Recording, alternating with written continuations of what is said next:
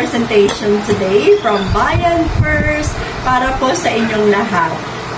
Assign po kami to introduce to you one of the very unique delicacies ng taga Region 3. Actually, ano to, Sister, Pampanga. Very specific Pampanga. Ang gagawin namin yung very famous po na ginagawa ng Kapampangan, which is tibok-tibok. At hindi pala siya tibok-tibok. Akala kayo, tibok-tibok. Hindi pala siya tibok-tibok. Okay, tibok-tibok. Okay, so, para siya mahablang lang na ginagawa dito natin sa Maynila. Okay, so I think we are ready. Of course, andito po si Sister Tess at your service with my two assistants, yung Sister Hilya and Sister De Los Santos. Okay, sisters, are we ready? Ready na? Ready. Ready na yung aming tibok-tibok. Okay, simulan namin sa mga ingredients, okay? Ang una po namin, first, we have, dito tayo. Okay, simulan natin. Kasi ang tibok-tibok, actually in English, ano siya, parang milk pudding. So, more on milk talaga siya. Okay? So, kapag sa Pampanga pala, sister, mas prefer nila gumamit ng Carabao's milk. Pero dahil nasa Maynila naman tayo, wala naman Carabao. Walang Carabao. So, syempre, ito na po yung pinaka-ano namin, option, di ba? Okay, ano to? Magnolia Pure Fresh Milk. Magnolia, baka naman. Dito po sa ano namin, we have 2 liters. Okay, 2 liters po ng fresh milk ang aming ginamit. Okay?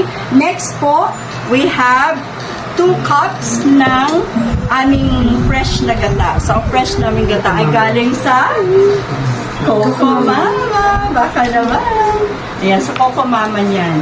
Okay, next also we have 2 cups. Ano nga ba ito? Glutinous. Glutinous. Ito yung malagay, sis, no? Ayan. Yung pag sinabi natin glutinous rice flour. Okay, dito sa atin ang tawag niya malagkit. Mga malagkit yan. Pero madali lang talaga ito.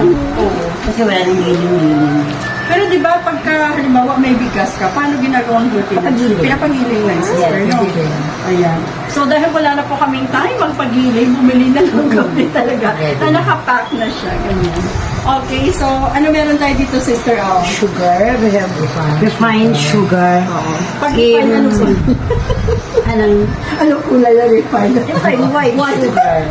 White. Kasi pag refined, di ba automatic cream? Oo, puting We have, pwede 2.5 cups. Kasi sa bawat ano parang 1 and 1/4. So bali 2 and a half to. 2 and a half to. Meron din tayong butter pa. Pero gagamitin natin to later na. Sa ating gano'n na, no? Sa pag-prepare na natin. And of course, meron po kami dito how many? 10.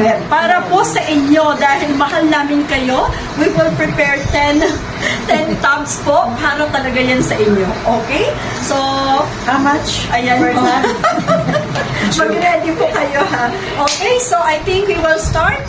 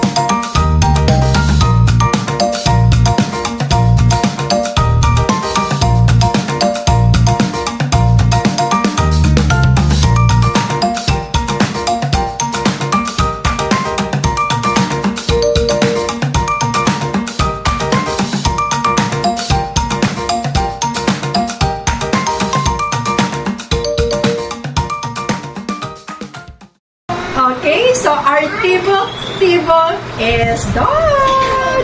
And of course, hindi kami pwedeng matapos na hindi namin natitikman ang aming finished products. So, ito na siya.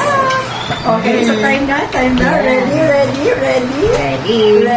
and go!